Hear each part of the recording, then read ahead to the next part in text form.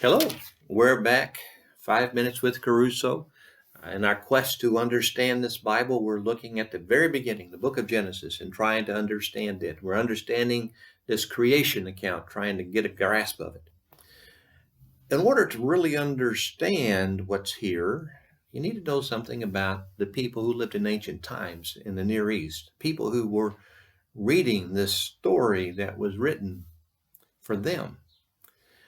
They lived in cultures or came from cultures or were surrounded by cultures that believed in all kinds of gods. They were not atheists. They believed in gods, but multitudes of gods. Basically, I'm probably oversimplifying here. If something was big and powerful and terrified them, they worshiped it. It was a god for them. So they would worship the sun and the moon, the stars, the heavenly host. They would worship big animals, scary animals, different parts of what their world that they saw. They worshiped gods. The writer of Genesis, I believe it's Moses, is telling a different story. He says, let me tell you about this world that you live in and who really created it. It was a supreme God, the only God. And he created all of these things that you experience. And on the first day when he began the creating of this, making this rock that was non-functioning and unproductive, when he's turning all that around, he creates a basis for time. And on the second day, he creates a basis for weather. And on the third day, he creates the basis for food. And then he gets to the fourth day and he talks about these lights in the sky, the sun, the moon, and the stars. And he puts them there so that they govern the skies and mark the times and seasons. Now, there are a couple interesting things that I think you should think about here. One is how it's important for people to know the seasons and how these stars that they thought were gods were actually created by the God, and they were doing what he told them to do so that you and I benefit from it. They were serving his purposes. They're not God's. The other thing I just think is interesting, it's not really dealing with Genesis. It goes back to this theory of evolution and all this stuff.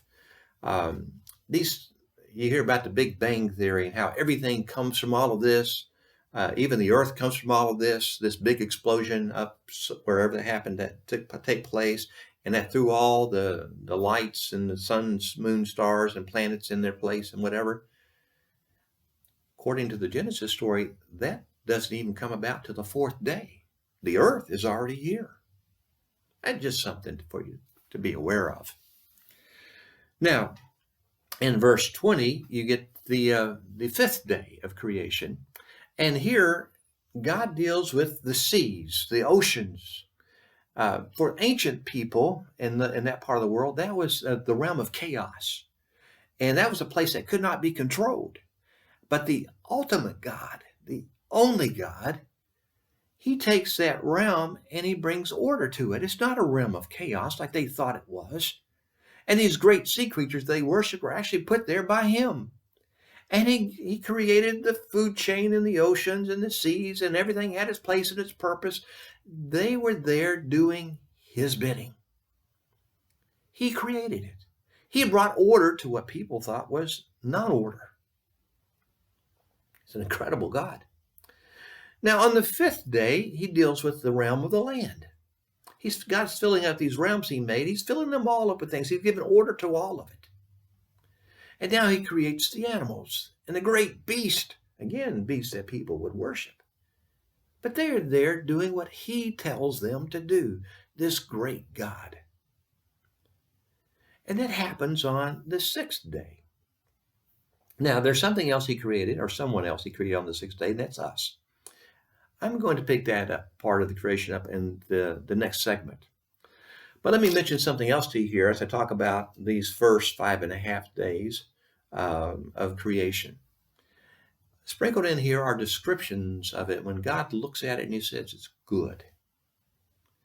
Now, another way to understand that is to say God is giving his assessment of what he created, and he says it fulfills its purpose. It's doing what I want it to do. And that's how this world looked like after God had done all of this creation. Everything that had once been non-functioning and non-productive is now functioning and being productive because it fulfills the purpose that he gives to them. Now, when I look at this creation account, this story, and I look at the world that I live in, there's so much I don't understand. I'm not smart enough to figure it all out. Even when I read from people who figure out some of it, they're not smart enough to know all of it. But there is a God who made it all, who is smart enough, and he indeed is the greatest scientist that lives and ever has lived. So when you're saying, wow, that's a good thing. You're recognizing God. Thanks for listening. We'll see you next segment. Leave me an email, send me an email, booksbyKeRusso@gmail.com, or I'll leave a post. Thank you very much.